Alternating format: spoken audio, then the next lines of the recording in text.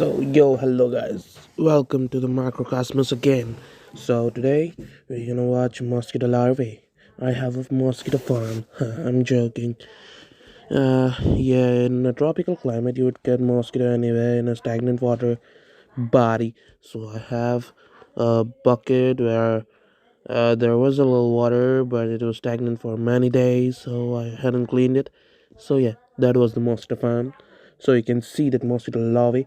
I had put in a cover slip on it, so it has just some liquid ejected out from it. So it was looking like a potty or something. You get that right? Some feces type. It looks like some feces.